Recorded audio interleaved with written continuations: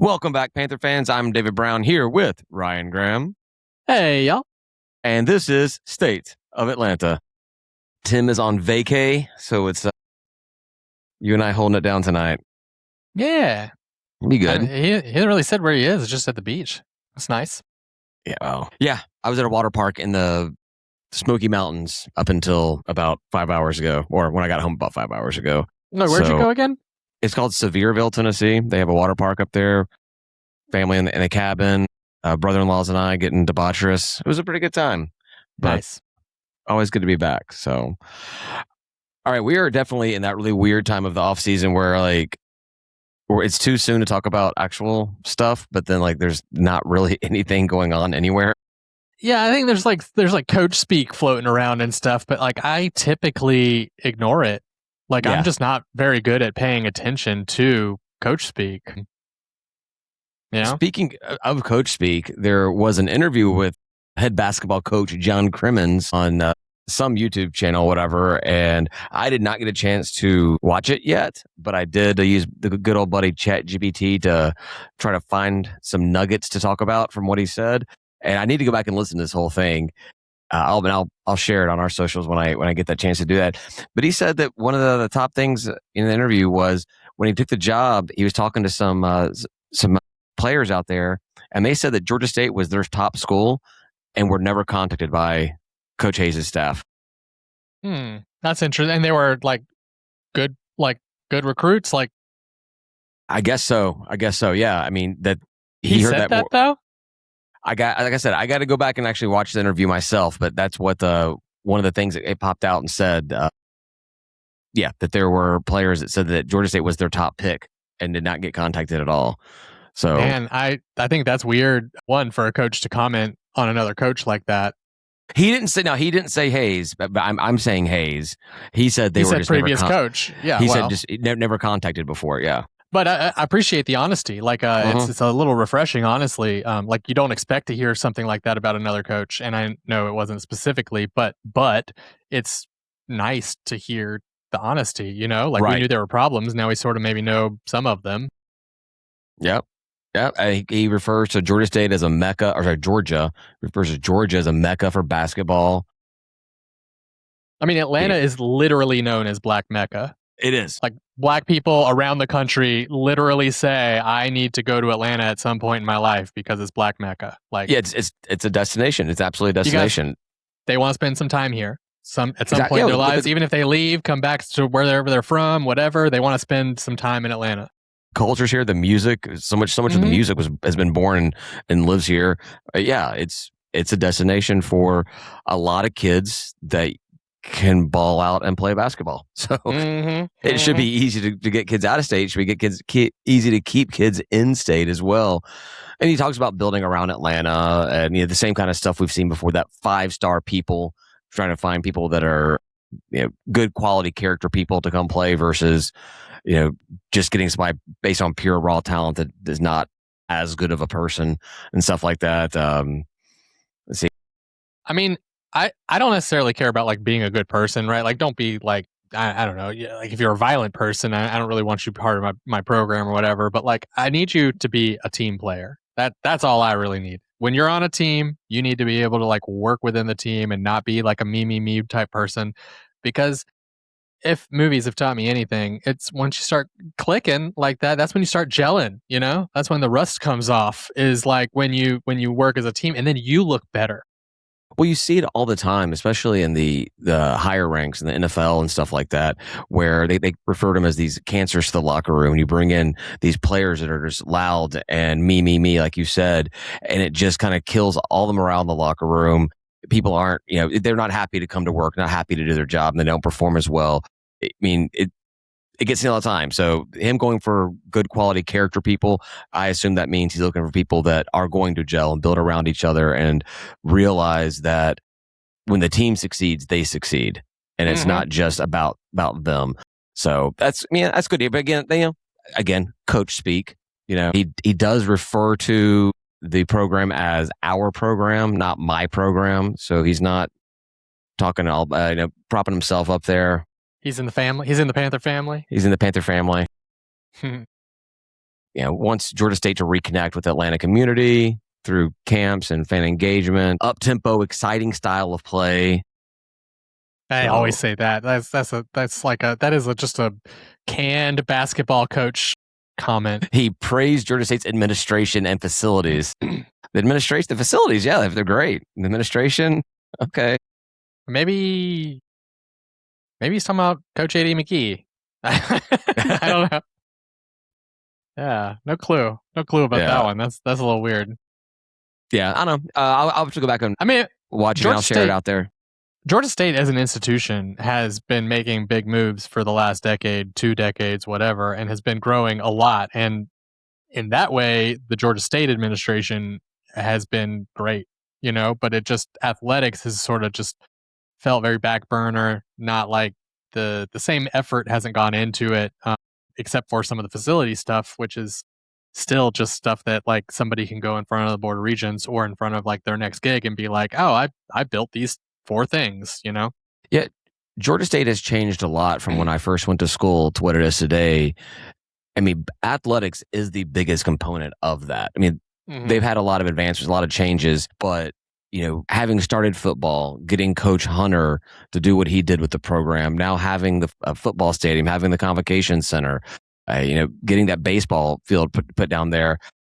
If we did not have football when Turner Field became available and the Braves are moving, I mean, I guess it still makes sense for Georgia State to try to make a play on that land or something, but I don't think they have that big, huge, just slam dunk selling point if it wasn't for having football. Would we even have all that space if we never had started football?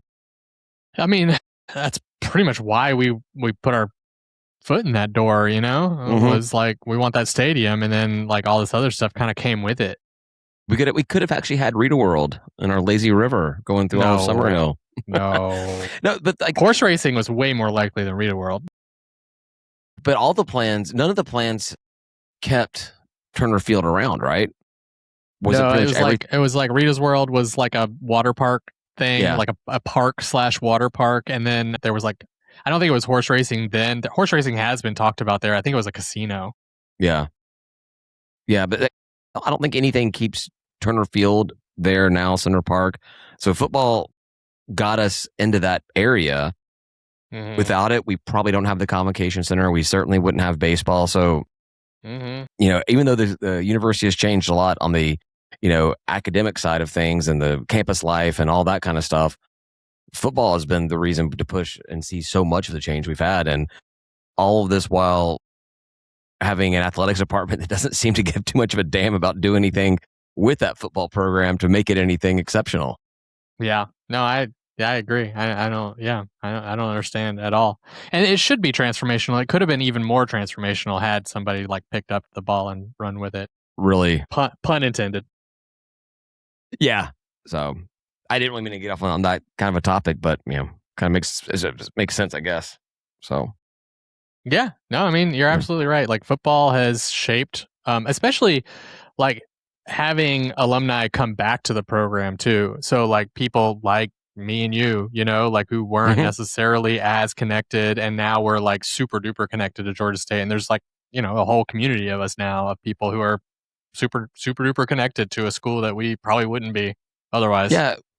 Because I wonder if we had still gotten Hunter, and seen that success, I'm not sure how much I would have gotten invested in coming down to games and season tickets at that point if I had already not been going to football games and met the tailgaters and everything. Because it was kind of the people that would show up to tailgate the basketball games were still different than the ones that were at our football tailgates. I mean, there's some overlap. There's some overlap. And when we're doing really well, that overlap gets bigger and bigger. But like, it was almost like I had my Georgia State football buddies and my Georgia State basketball buddies. And sometimes you saw them at the same time, but definitely not always. There's so many fewer people that tailgate basketball, so like I felt like there was just one tailgate at any given time. There's never like multiple tailgates for basketball. It's just like, if we decide to go out there, then there's a tailgate. Then there's one.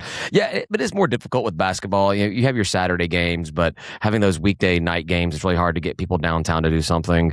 And then on the weekends with everything else going on, setting aside an entire day for a basketball tailgate or doing something is difficult. Plus it's colder out. And you're on that rooftop, as much fun as it is, Yeah. it can get snapping cold sometimes. Do other programs have tailgate cultures for basketball? Like I've just never heard of it, frankly, but I don't also pay very much attention. I have no idea. I would Yeah. assume there's got to be people that are, at least cracking up in a few cold ones before going into a game on a pretty Yeah. regular basis. But Yeah. Maybe so I not guess doing the whole like that's yeah. probably a good question to ask when next time we talk to one of the other Sunbelt podcasters that we routinely talk to during the season and everything. Find out what their basketball tailgate situation's like. Yeah. So For sure. maybe we're trendsetters, leading the department, leading the I mean, I conference that way. guarantee that we are trendsetters. Mm-hmm. Well, one tailgate we got to start working on is baseball, because we keep on getting updates on what that stadium is starting to look like, and it's starting to really look sharp. And we talked about how we were disappointed that it was going to be Panthersville moved to Summerhill. It's looking a lot better than we thought it was going to be. It looks really nice. Yeah, they put pictures out. What was that? 3 or 4 days ago, something like that. Yep, they've been doing it pretty regularly. About every week and a half, we've been getting more pictures of what it looks like. And got to give credit to Tim. He deciphered and zoomed in and enhanced on the renderings we got year ago. And he thought that he did see an area where they were going to have actual real seats with seat backs and the whole thing. And from the pictures we have, it does look like there's a small premium section of like 4 or 5 rows in the dead center behind home plate. But that's it. And he's not here, so I'm happy to say this, but like really, I kudos to him on that, because I was like rolling my eyes and being like, guys, it's a rendering. Like, what are you talking about? That was like the sales guy came up with that, and we all know what sales guys do, like. Overpromise, underdeliver every single time. Yeah, like I was like, that's just a picture, man. That's just art, Like, don't worry about it. And here we are. It's like pretty much exactly what he found. What he was predicting. Yeah, it also looks like, so they have like those 4 or 5 rows in the back there, the real seats, and then everything in front of it's bleachers, but it's bleachers with a back to them as well. Yeah. I thought that was pretty cool. That works. And then on either side of that, the first sections on either side of home plate have those same things. And then it looks like after that, the other 2 sections out there, now you just get your cold aluminum bleachers. I mean, that's what we all expected. So, and right. Frankly, it's probably nice enough for a baseball field anyway. Do you think they're going to give out their little season ticket gift or something where you can get those little chairs that lock on to the bleachers so you can actually have your own little seat on them? They do that at Georgia, don't they? You can rent out a seat that they can mount for you. You can bring and mount yourself. Well, the whole lower bowl is just bleachers there.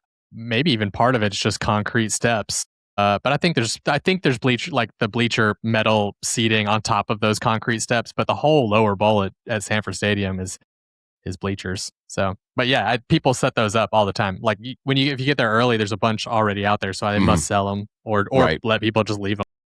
Maybe so. Yeah, I'm wondering if this means that when the season tickets come out, there'll be 3 different price points. There'll be those nice seats, and then your bleacher seat back seats, and then your just regular old bleacher seats, or if it'll be like maybe those far out sections are just first come first serve. There is no actual seating assigned there or something, and it's just those other 3 sections that where seating's assigned. I've got no idea, but we did get confirmed that it's ticket sales, right? So like it's not going to be like Panthersville where you can just like meander in and like figure out where you're going to be. So that's cool. That's good. But I would bet that the seat back, like the actual comfy seats are going to be like premium seating at the convocations at the box. And then, and then they'll probably go down from there. And I would bet some of them is just general admission. Yeah. Student stuff, something like that. Yeah. I mean, I don't know how many people are going to go to baseball games, right? I mean, like in general, I don't think baseball like draws a ton of people, but I take the premium where you can. I guarantee you we'll have far better attendance at this ballpark than we're having at Panthersville and have had at Panthersville for no other reason than they actually can get there. I didn't know we had a baseball team when I was in school there. I thought that Panthersville was called that because it was just the name of the sports complex, not that it was actually the name of the area, neighborhood, or whatever it was there before they got there. I thought that for a long time too, and apparently like a panther, like a cougar or something, like killed a kid or a family way back in the day, and that's why they call it Panthersville. I'm glad they gave it a nice friendly name. You know, it was like, Yeah, they were like, oh yeah, deadly cat's here. Let's call it that. It's the Ville of Panthers. but yeah. So that when that season starts, we got to do a really big tailgate for that first opening series there. I think that'd be a lot of fun. Yeah, cool. I'm in. Yeah. I like them tailgatings. When does that happen? I guess that's spring. Yeah. Yeah. I think it kind of picks up. I want to say it picks up as foot or as basketball is coming to its end is when baseball starts up. So I feel like there's always some overlap there. I could be wrong on it, but I want to say February-ish, late February-ish. Right. Is when that starts. Like it's spring training is a thing, right? Mm-hmm. It's like before the season starts for, well, I guess that's MLB though. I don't know how much it overlaps. They've got to be doing their own version of that. Along the same lines as the baseball stadium coming in there, I don't know if this actually applies to Georgia State or not, but Atlanta Track Club is proposing like a big indoor training facility and outdoor improvements over there by that where you used to live, that Phoenix 2 Park and surrounding areas. And they talk about, it'd be this big, huge, large indoor training facility, all this kind of jazz. And they got posted on Panther Talk like Georgia State would be making use of this with the track and field program. Nowhere in the article does it mention Georgia State. It makes all the sense in the world for the cross country team and track and field and everything to be utilizing this be like a coordinated effort between track club and Georgia State. But nowhere does it say that Georgia State's involved. Well, I mean, if it's where the track is now, I think Atlanta Public Schools owns that. So yeah, I don't know. I know that track club had done there were some renovations to that track that was there. It's a nice track. And it was in partnership between track club and the schools. We'll get the images up there, but it's not that actual track was going to be continue being the outdoor piece. And then there was a kitty corner lot of land where they were wanting to build an indoor facility over there. There is a big old hunk of like green space on the other side of the track, like on the closest to Georgia Avenue. Right. I think that's what they're talking about. There's just nothing over there. Yeah. I think that's what they're talking about. So it'd be interesting. It'd be really very, very Georgia State if this whole thing does transpire and we have no foot in the door at all for our track team. But yeah, I mean, we already got rid of most of our men's track. So, yeah, men's track is gone. They got rid of that like right after football started. Yeah, it's Title IX stuff. Yeah, they had to clear out a bunch of men's scholarship so they could help balance out the Title IX requirements. And then they added they were doing something, yeah, and then they added beach volleyball and maybe something. And then they planned on adding other things, which who knows if they really plan on it. But like part of Title IX is you have to just like tell them that you're working towards it. Mm-hmm. Oh yeah, you don't have to do anything. You have to be researching like what are the options we could be doing there. I had heard that it's going to be swimming and diving. That was women's swimming and diving was what was going to be added once men's track team was disbanded. And then out of nowhere, that was just gone, and we're starting beach volleyball, which obviously was definitely the correct decision because that program has been stellar. But and didn't they fill in like the pool that we had for diving? Didn't they I want to say they put in like basketball practice something there? Yeah, back when RJ was here. Yeah, my whole take was that RJ Hunter, because of him, they basically filled in the pool to make a separate practice court so that either I think the men's team would always have a place to practice, whether it be in the sports arena or be in this other place. But they're having to share time with the women's team and then the volleyball and everybody else, everything else. So they wouldn't have a dedicated place. So I don't know if that fill in became dedicated men's basketball and then the sports arena was used for shared space or vice versa, or how that worked out. But yeah, that's why I assume we did not get swimming and diving and got beach volleyball instead. But whatever. Makes sense. I don't love Title IX stuff. I'm like, guys, you're just trying to force something. And then all the people who were doing men's track and field now like suffer from it just because we wanted to add football. And it's like, well, football is the most popular college sport in the nation. So like it makes sense to want to add that. Yeah, I think when you have a sport because football is so different than all other college sports just because of how many players are on the team. So as soon as you start football, it just skews everything. So, yeah, I get what you're saying about Title IX, and I don't disagree with you 100%. But I do feel like Title IX is fine as is if football is just excluded from the mix. Like Yeah, let that would, let it that would apply make to the Olympic sense. sports. Let it apply to the Olympic sports and men's football. I mean, hell, it gets treated like it's its own sport in every other regard. It's kind of outside of NCAA. The Yeah. championship is at least. It's driving all this other realignment and nonsense and everything. It's going to end up becoming its own private sport at some point. Just let Title IX apply to the Olympic sports and let football be its own beast. And that way it'd be way easier to keep things equitable because in most things you just have a men's version and a women's version, you know? I was gonna say, I think maybe you balance out by just saying like you don't just carve football out. You just say like revenue generating sports don't count, right? Because like you have that for an obvious other reason, right? You're using it as a marketing arm, you're using it as a whatever arm, and like it's driven by that kind of stuff. So you're not just giving it. It's not just like a thing that you're doing for the university to like bring in more student athletes and all that stuff. It's like you're doing it to make money. But like track and field, you're not. So Right, right. But like I'm saying, like, most sports, you just have a men's and women's version of it. So you that's have right. Yeah. men's basketball, women's basketball, men's track and field, women's track and field. I guess we don't really do a lot of men's, I don't think there's a lot of men's volleyball out there, at least at the Probably collegiate not. level. But I've never heard of it. There is the women's flag football, right? That's sort of starting to pick up steam, or so. Yeah, I they're really wonder pushing if that. more places will pick that up for Title IX reasons. I think the NFL is behind the flag football increase because they're trying to get women's flag football. And I think the thought process, because they've started, like Arthur Blank did this with the Falcons, started a lot of flag football programs at high schools across the state of Georgia. And it's like that long marketing plan of if we can get these women playing flag football on a regular basis and they become really big football fans, then we may have more women becoming NFL fans later on because they played a variation of the sport they're growing up and everything. And so the next step, now they have high schools doing it, try to push it into colleges to have women's football there, all just to get NFL selling more women's jerseys and with more women wanting to watch games and sit in the seats and everything. I mean, it's probably smart, but one, I never played football and I like watching football. It's not like a predisposed reason that, you have to do that. I was like, hell no, I'm not playing football. Wait, I got to work for that? No way. I'll just watch it.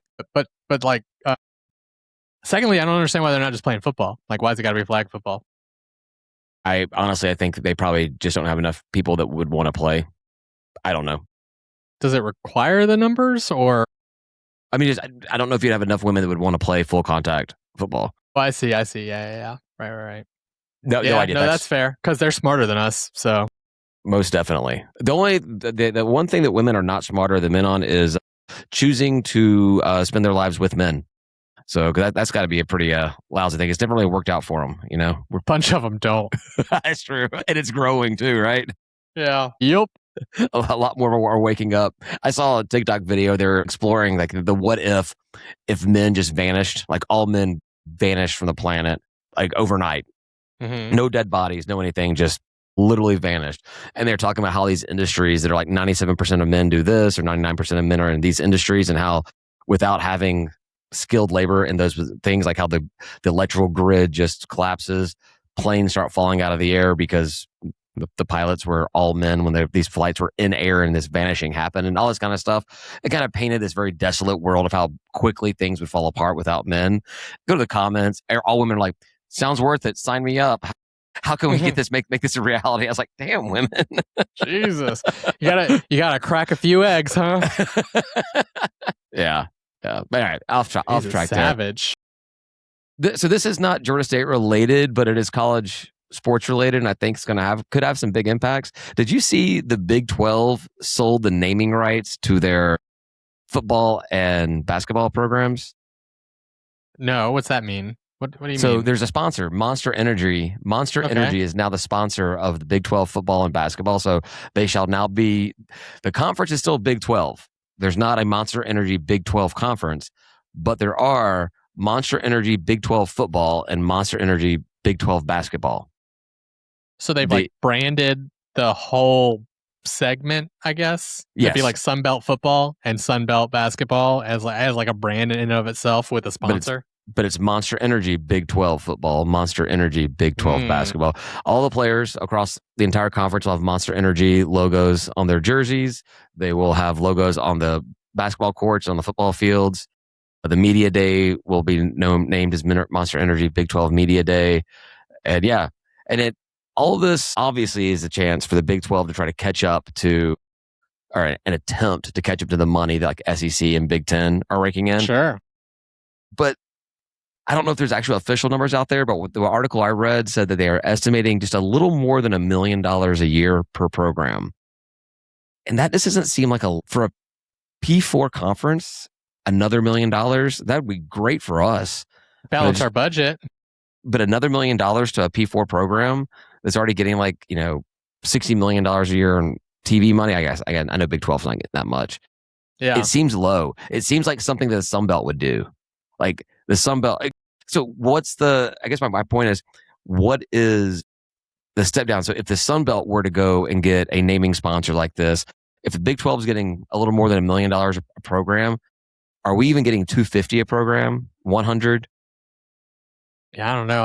I just sort of, I think it's funny because there was another program that had a sponsorship patch, I think, on one of their jerseys last year. Mm-hmm. And it sounds like maybe that'll happen again more this year. And I think it's probably going to happen more and more. And I think it's kind of funny because the NFL has really resisted like the, on jersey branded stuff, like marketing. It's not like soccer overseas is like, you're wearing a shirt that is literally the brand of like your jersey is the brand. Right.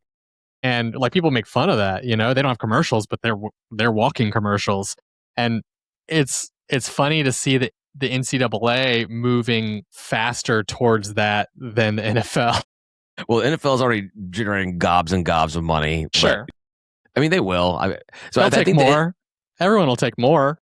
I think the NCAA approved up to 2 patches of sponsorships going to be on jerseys. So I'm guessing this means Monster Energy is taking one of those spots, and schools could still get their own sponsor if they want to be the second sponsor. But there is a stipulation they cannot have any other energy drink brand be that sponsor as part of this deal. So you couldn't have be like competition to Monster. Right. Yeah. So, no so Red they couldn't Bull. get exactly Red Bull. That they couldn't get Red Bull to be as the other sponsor on their jerseys. Who sponsors a ton of sports? I mean, that's right. like they sponsor one like of their shticks. Like the Ocho type sports. They sponsor the flying cars and the soapbox race and everything. I took a blimp to outer space and dove off of it. Oh yeah. They do that kind of stuff. Because Red Bull gives you wings. That's right. It does not, though. Just so we're all clear. No, it is not. You didn't hear that here. It gives you heart palpitations. But this people joke about it, and it's just going to turn into when this like they start talking on College Game Day about all these different teams and programs and players, and you have to read off 3 or 4 different sponsors just to find out what school you're talking about or what game you're talking about. I hope not. Well, they even do the same thing with their own show. It's kind of like, welcome to the Coca-Cola, or Coca-Cola presents the whatever College Game Day built by Home Depot, blah, blah, blah, whatever, like NASCAR stuff. You already have the whatever stadium at whatever field, So, and that's been in college for a little while, but it's going to get worse. They should get Sunbelt, should get that Sunbelt tool rental company, Sunbelt Rentals, to be their sponsor. That way, it'd be like didn't we already have Aaron's for a long time? Was that Sunbelt or was that just Georgia State? Georgia State. We had, because I guess the founder of Aaron's was like a Georgia State alum, which I hate that model, but yeah. Well, man, then the storage facility could have been like public storage when Cheryl Levick was keeping furniture in the sports arena. Could have been our sponsorship. Mm-hmm. I don't really have anything else, man. I think the only thing I sent over was the baseball stadium, which that's the only real thing we had to talk about, frankly. Like, you stretched this pretty good. Yeah, there's there was the media days that came up, but I know none of us paid attention to that. Yeah, we'll be doing like the predictions for the season later on as we get closer. Yeah, we only have like a month left though, right? Yeah, when does school start back? School's got to be starting back. Like a month and a week for football, right? Because it's the end of August. Yeah, I think we got the NFL preseason starts in a couple of weeks, and then right after that is when you get your week 0 games, Mm-hmm. which sounds like it's going to become week 1 of college football, probably in the next year or two. They're going to move the entire schedule up a week. Oh, why? Money, TV. I don't know. Try to get Well, like they still lose a week at the end, right? If they move it up a week, I think they're not maybe adding a game. Let's have a second bye week in there. Move championships that'd be game cool. up. Get bowl games earlier. Something like that. Well, an extra bye week should help schedules, right? Right. Mr. Scheduling Man. Depends on the season, the way the calendar falls. But yeah, I don't hate the idea of 2 bye weeks. I think NFL is past due for 2 bye weeks with the number of games they have. Did they not already have that? I feel like when I play fantasy, there's always like everyone's out all the damn time. Yeah, because they don't do them all. I think what they should do, in my opinion, is so it's 17 games in the regular season. It's like weeks 8,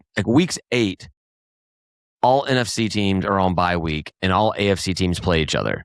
And then the following week, it'll be all NFC teams play each other, and AFC teams are off. Whatever. And that way, bye weeks are just 2 weeks, right there in the dead center of it. You could alternate it each year if you need to, because one had to play one extra week or something. I don't understand why they start bye weeks in week 5 of the season. Yeah, because then if you start that early, you've got to play so many games. If you have a late bye week, you got to play so many games before you get there. It's one of the first things I look at when scheduling comes out is when the bye week is, because that can really have an impact on your team. You get it too early, players are still fully healthy when it happens, and by the time week 12 or 13 comes along, you've got players that are really need an extra week to rebound or get back. So it's dumb. It should be the dead center for everybody, split up by conferences, be done with it. I have a lot of ideas about scheduling. Yeah. And these be my job. I need to get hired by the NFL to do schedules. I think if you've got a week between games, you got enough time. That's what you do for a living, Right. Well, then when they have you're lucky you get a bye week, friend. Yeah, I think the only thing they do is they make sure that if you have Monday Night Football, you're not playing the same Thursday. Other than that, they don't really care how it works out. Yeah, no, and that kind of makes sense. Right. What was it, like a couple weeks ago? There was like a coach complaining about like a Saturday night to Saturday morning or something. Oh yeah, it's Missouri. I think Missouri complaining about playing Utah. Yeah, and it was like, wait. Like I had to go back and look at it, and he was very careful in how he crafted it, because you had to go do the research to figure out that he was saying that. And I was like, this is a Saturday to Saturday, and he's bitching about a Saturday to Saturday. Yeah, his complaint was about it being the Utah game being like a 9 p.m. game, like Utah time or something, or maybe it was 9 p.m. Central time. I forget. Still, but 6 full days between. It did turn into. Because I saw that and I kind of like was justified in someone complaining about schedules. And then when he started talking about it, I was kind of like, yeah, he is talking about really just kind of losing like 6 hours of the course of a week. That's what it really kind of came down to. It's like he was just making it in Utah that late at night on a Saturday. I think he was just making an excuse before he even had to play him, like, because it was the following week. It was like somebody that they have to play in the SEC or something, maybe, and it's like, just making an excuse already. Oh, we had to play Utah at 9 p.m. last week. What? So yeah, you're SEC. You're supposed to be able to do whatever you want to do, right? Yeah, and he's Central Time if he's Missouri. Yeah, so it's only 1 hour, I think. 1 hour difference. Yeah. All right. I can go on tirades about scheduling. Yeah, I know. A lot. You have, and I will again. All right. Well, I'll have this a short episode without Tim. He would have. If we put together 17 minutes apiece, he probably would have put another 17 and gotten us right to that hour mark. But this is what you get. I feel like sometimes we go over. Sometimes we're like, oh man, it's just the two of us. And then we're like, an hour and a half later, we're like, oh shit, what happened? Yeah. It's never been an hour and a half. But after basically 2 full weeks of traveling, I am definitely okay with this being a shortened episode. And we'll have some good weeks coming up, when there's actually news to talk about. And yeah. Exactly. All right, cool. Well, we are going to do last call, talk a little bit more about whatever and how bad of an episode this may have or may not have been. So you can find us over there at stateofatlanta.com. Nope, that's not wrong. Patreon.com/stateofatlanta or be released immediately for Patreon members, all that kind of stuff. Sign up for Patreon, patreon.com/SaveAtlanta, $5 get you early access to whatever and discounts on stuff and group chat and all that stuff that Tim talks about every week. So see you there. With that said, say goodbye, guy. Goodbye, guy.